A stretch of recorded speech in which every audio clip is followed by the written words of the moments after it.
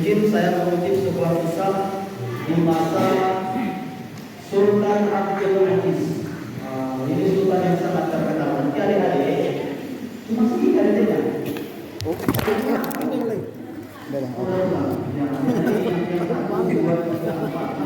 Asal tarik aja ya. Tarik lahir.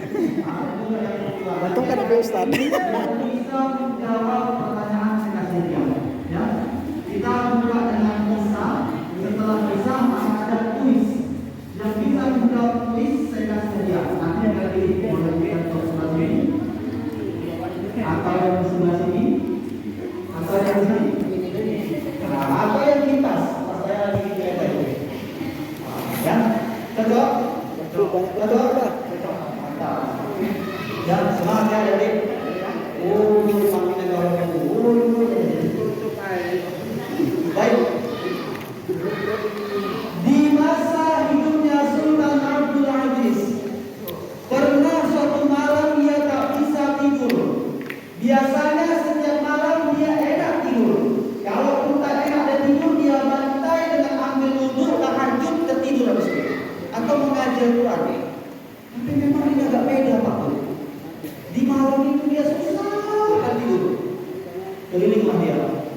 Mondar mandir ini kan di dalam kamar juga agak ngantuk-ngantuk, tak ada tidur dia. Akhirnya karena rasa ngantuknya juga enggak datang-datang, dia panggil pengawalnya. Namanya ada sultan. Sultan itu adalah raja. Hei pengawal, katalah pengawalnya dari itu. Siap. Ayo kita sekarang ini turun ke masyarakat. Ayo kita turun ke kampung-kampung, kita lihat rakyat-rakyatnya. Tapi dengan satu syarat, jangan memakai baju kebesaran kita. Diganti baju biasa-biasa saja, layaknya masyarakat biasa. Pergilah mereka jalan ke satu kampung, hingga bertemu dengan suatu kampung, dan ketika di kampung itu raja dan seluruh pengawalnya terkejut. Kenapa? Ada satu mayat, satu tubuh yang sudah terkubur kamu tak bernyawa, berada di tong sampah. Masya Allah, alhamdulillah. Ditanya sama orang yang lewat kebetulan itu orang apa? Dan ada yang menjawab itu adalah orang Islam. Mati terkejut rajanya. Orang Islam kok dibiarkan di situ, nggak dipaktukifayakan? Kenapa nggak diusahakan, diambil, dikafankan, dimandikan, disolatkan? Kenapa malah dibiarkan? Akhirnya salah satu masyarakat yang lewat menjawab, Pak, ini yang meninggal ini sampah masyarakat. Setiap hari kerjaannya buat maksiat, tak mau sholat, tiap hari dia berzina, tiap hari dia minum khamar. Oh gitu. Tapi tiba-tiba Allah mengilhamkan kepada Sultan Abdul Aziz untuk memfardukifayakannya. Kalau kelebihan yang Allah beri kepada para nabi itu disebut dengan wahyu. Tapi kalau bisikan dari Allah langsung kepada manusia biasa yang bukan nabi ataupun rasul, itu namanya ilham. Akhirnya dia ajak pengawalnya, ayo kita angkat. Tolong Pak, tunjukkan di mana rumahnya. Ternyata begitu sampai di rumahnya, protokol assalamualaikum dijawab sama yang dalam wahai salam. Ada apa Pak? Benarkah ini rumahnya ini? Benar.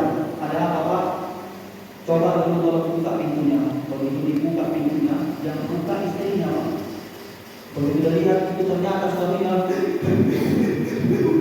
nangis. Langsung istrinya itu ambil jasad suaminya, langsung dimandikan, dibersihkan, diguntingkan kain kafan, dikafankan. Begitu mau disolatkan, rajanya itu bilang, stop, tunggu.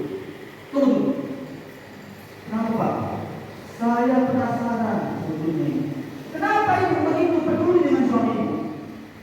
Kenapa ibu peduli, perhatian, sayang sama suami ibu?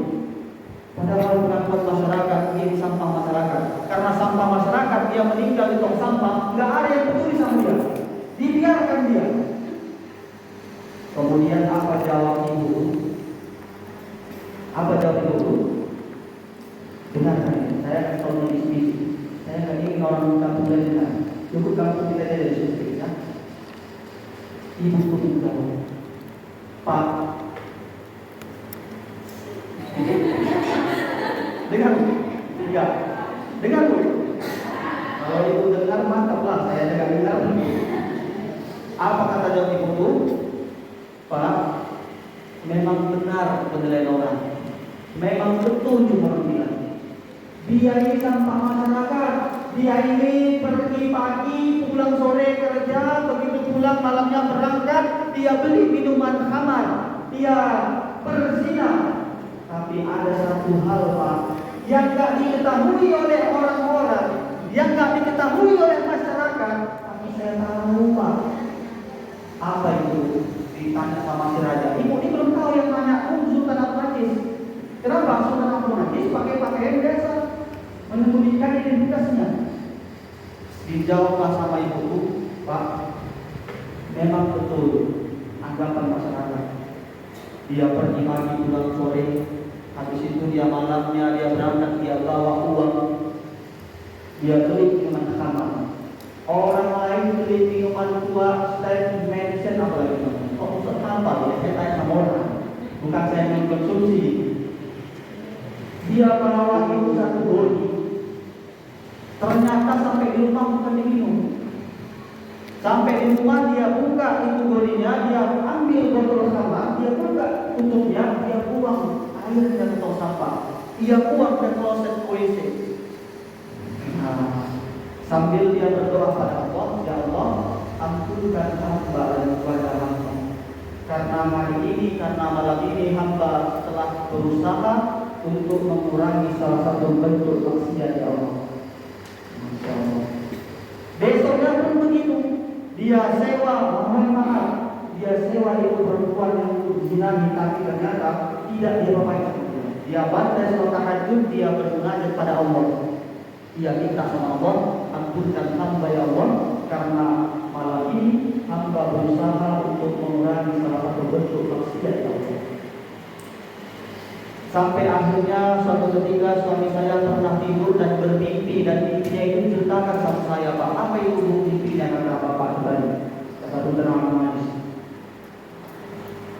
Suatu saat ketika dia meninggal, yang akan mensolatkan dia bukan lagi orang biasa, bukan lagi masyarakat biasa, bukan lagi ustaz-ustaz ini, bukan lagi Pak Sarno, bukan lagi Pak Kadus, bukan lagi Pak Imam. Yang akan mensolatkan dia langsung Sultan Abdul Aziz. Kalau bahasa kita, yang akan mensolatkan dia langsung presiden. Menggetar raja itu. Ibu tuh ngomong cerita sampai nangis bu. Yang akan mensolatkan, karena dia sedih suaminya meninggal, suaminya tersayang. Ya. Akhirnya Sultan Abdul Aziz itu nangis dia. Bapak kok nangis? Kata ibu, Bu, saya sebenarnya saya adalah Sultan Abdul Aziz. Karena pengakuan raja ini tadi, tambah keras nangis ibu. Kenapa? Tambah keras nangis. Sungguh-sungguh ibu. Ternyata yang pernah dikatakan, yang pernah mengucapkan suaminya, betul adanya. Pantaslah Allah mengilhamkan sama Sultan Abdul Aziz untuk berkunjung ke daerah itu, dibuatnya tak tidur, sengaja Allah kasih seperti itu agar apa? Agar dia punya kesempatan untuk mensembayangkan, untuk mensolatkan wali Allah Subhanahu wa taala. Nah, adik-adik siap dengan pertanyaan? Siap? Betul, saya kasih hadiah di kantong sini. Ini ya, tidak semua ustaz, ini saya satu aja antara ini. Ya. Pertanyaannya adalah, apa kesimpulan yang dapat kita ambil, apa natijah atau apa poin-poin penting yang dapat kita kutip dari kisah tersebut? Panjang lah Ustaz itu. Gak apa-apa. Bisa satu aja, saya kasih aja. Dan tenang aja. Pagi. Pagi. Ya, ini aja. Yang bisa mengambil kesimpulan, kan ada beberapa nanti kesimpulannya itu kan poin-poinnya, satu aja. Yang bisa langsung saya kasih dia. Dulu saya SD ketika ditanya sama gurunya, siapa yang bisa menjawab? Saya Bu. Duluan saya jawab tangan. Habis itu apa? Nah. Saya lagi mendidik mental mereka biar berani gitu. Tapi pernah juga saya, siapa yang bisa jawab? Saya Bu. Apa jawabannya? Ini Bu. Salah. Kena mental saya dulu. Gak mau lagi saya jawab Pak. Begitu esok hari ditanya, gak mau lagi saya jawab. Tapi tenang aja. Jadi metodenya, malam ini kalau berhasil mereka jawab, walaupun salah yang mereka jawab, enggak saya salahkan. Ustaz sudah ya, saya akan bilang betul. Ya. Walaupun nanti pembenarannya di kalimat tapi, yang itu aja. Sampai kemudian jawab saya kasih hadiah. Kalau salah, yuk kita mau ada.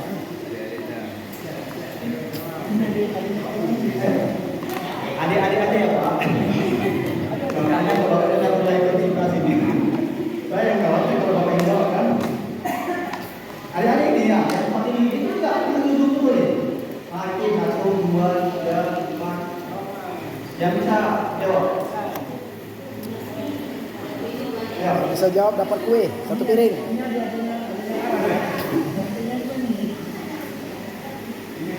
Hitungan 3. 1, 2, 3. Pak Jono jawab. Jauh.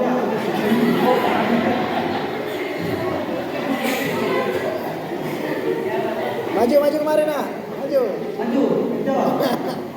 Masya Allah. Ini. Ya.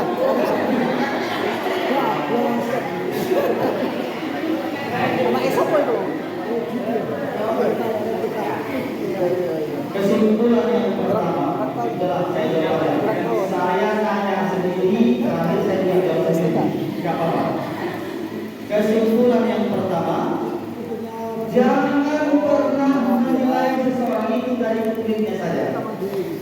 Jangan pernah memberi penilaian itu kepada seseorang, terlalu cepat menilai seseorang dari luarnya saja. Nah, itu yang pertama.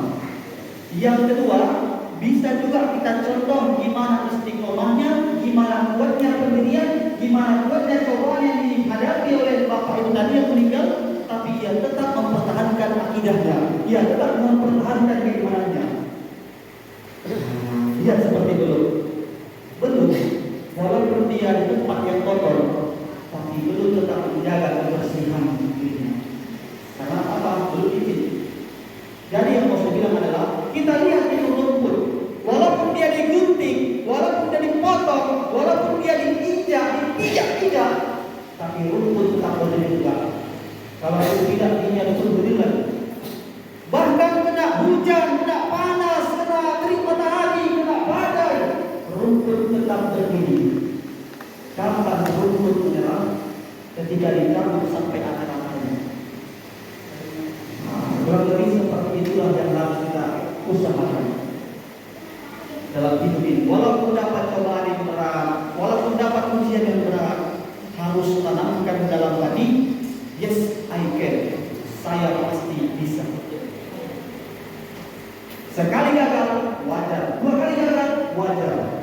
Tapi 3 kali atau bahkan ke 10 kalinya, mungkin di situ akan ketemu dengan titik keberhasilan.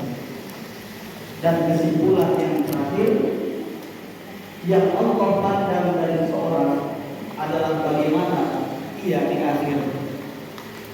Ayatnya jelas, surah Al-Duha yang kita semua insya Allah mudah-mudahan hafal. Wal akhiratu khairun laka minal ula. Wa itu dan inilah indahnya bahasa Arab. Satu huruf memiliki satu arti. Huruf wa diartikan dan. Wal akhir itu segala yang di akhir, segala yang letaknya di akhir. Khair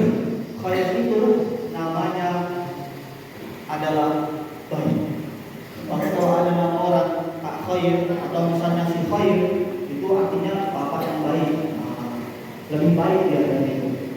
Tidak apa kalau mengasih nama anak Khairuddin misalnya atau Abdul Khair bisa kan itu. Jadi kadang dikasih bagus nama Sulaiman, tapi dipanggil satu orang Sulaiman. Bagus dikasih nama Ismail, nama Nabi, dipanggil Haeli. Nanti jangan dikasih nama Khair, udah bagus namanya, dikasih panggilan apa? Mungkin. Nah, Khair itu artinya baik. Khairul laka, baik bagimu, laka bagi kamu. Minal ula, itu dari ula itu yang pertama, yang awal. Artinya hidup kita ini yang akan dipandang, yang akan ditatap Allah adalah yang paling penting kata Allah. Bagaimana kita di akhir? Ya alhamdulillah ya. Ramadan pertama, Ramadan kedua, ketiga, tarawih rame, penuh masjid, betul Pak? Sampai gak kuat, itu melahirkan ini. Sampai gak kuat masjid itu sampai ke teras-teras dia. Ramadan 1, 2, 3, 4, 5 sampai 10. Begitu memasuki belasan, udahlah, makin ada kemajuan. Ya kan Pak Sama? Enggak di sini kan Pak, kalau tidak lain kan, makin ada kemajuan. Soalnya makin maju dari yang tadinya 5 maju ke 4, maju ke 3, dan alhamdulillah malam ini maju ke 2. Kan ini maju nih.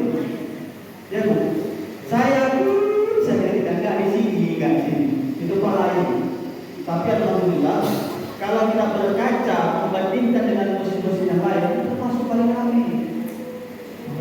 Kalau saya tanya sama Ustaz lainnya, Ya betul. Masya Allah. Yang akan dipandang Allah, kaifa akhir, bagaimana akhir. Makanya Lailatul Qadar gak pernah sebenarnya turun sama orang yang berada di awal Ramadan. Biasanya Lailatul Qadar akan turun mulai 17 Ramadan, 19 Ramadan, 21 Ramadan, 23 Ramadan, 25 Ramadan, 27 Ramadan. Ini yang akui siapa? Yang akui langsung Imam Al-Ghazali. Masya Allah. Nah, begitu juga kita yang ini. Mudah-mudahan saya doakan insya Allah di Wonosari ini Dusun Tepit kami terus sampai menjelang akhir Ramadan. Amin ya Rabbal. Kalau di tempat lain jangan tanya malam Ramadan kayak gitu tinggal berapa orang. Ada juga yang tinggal dia imam, dia azan, dia sholat, dia bilal, harus dia orang sendirian. Ya orang sendirian di sana. Kemana jamaahnya? Saya dan Rasulullah mungkin jamaahnya pindah ke tempat lain, tetap sholat juga ke kota. Saya perhatikan di Masjid Al-Quran nggak ada, di Masjid Syuhada nggak ada, di Masjid Babul Falah nggak ada. Itu di mana jamaahnya? Rupanya lagi pada pilih baju lebaran. Ya Allah, ya. Tapi di sini sama juga. Mudah-mudahan karena baju lebaran sudah dibeli duluan ya kan? Adik-adik lakukan beli baju lebaran kan? Kok bisa beli kamu? Sudah pada beli baju lebaran kan? Udah. Ada yang belum, ada yang udah. Mudah-mudahan yang belum nanti segera dibelikan ya. Masya Allah. Itu kenapa? Kata Allah, wal akhiratu khairun laka minal ula. Yang di akhir itu lebih dipandang, lebih utama daripada yang di awal. Makanya dalam hidup Rasulullah bersabda, "Man qala la ilaha illallah Muhammad Rasulullah dakhala al-jannah." Barang siapa yang sanggup, barang siapa yang dapat mengucap kalimat tauhid la ilaha illallah Muhammad Rasulullah di akhir hayatihi, di akhir hidupnya, maka dia dakhala al-jannah, akan masuk ke dalam surga Allah Subhanahu wa taala. Nah, sama-sama kita berdoa kepada Allah, mudah-mudahan di akhir hayat kita sanggup mengucap kalimat tauhid. Maka doanya adalah Allahumma ja'alna fi akhir hayatina bi qouli la ilaha illallah Muhammad Rasulullah. Allahumma ja'al akhir kalamina min dunya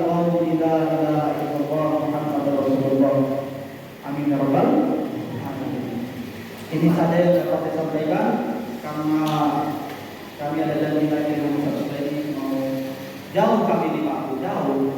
Sesudah ini di mana? Saya di mana? Ujung ke ujung ini, ya kan? Tapi alhamdulillah karena rezeki Bapak dan Ibu, Allah pertemukan kita semua di bawah ini. Jadi semua bukan karena kami, bukan karena diundang, bukan karena diminta, tapi semua karena ikhlasan hati Ustaz ini. Luar biasa. Kita harus bersyukur pada Allah. Yang menggerakkan hati saya juga adalah Allah Subhanahu wa Ta'ala. Maka kalau ada bahasa saya yang mungkin menyinggung, bahasa saya yang mungkin menyindir, saya mohon dimaafkan. Maaf. Alhamdulillah. Selesai Ustaz. Berarti ibu jangan tambah sama saya kan gitu. Iya, karena kayak memang kayak gitu kan. Kadang ada salah ucap, ada salah yang perkataan. Itulah gunanya kita minta maaf.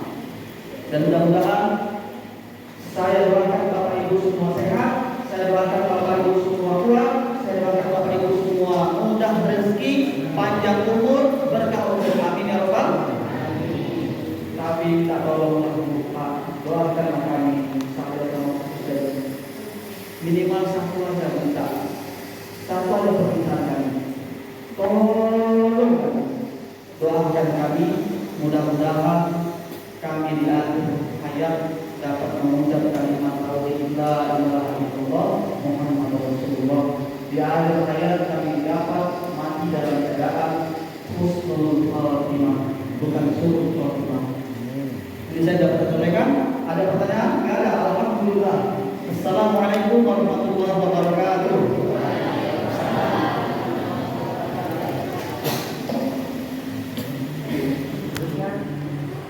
Syukran, Ustaz.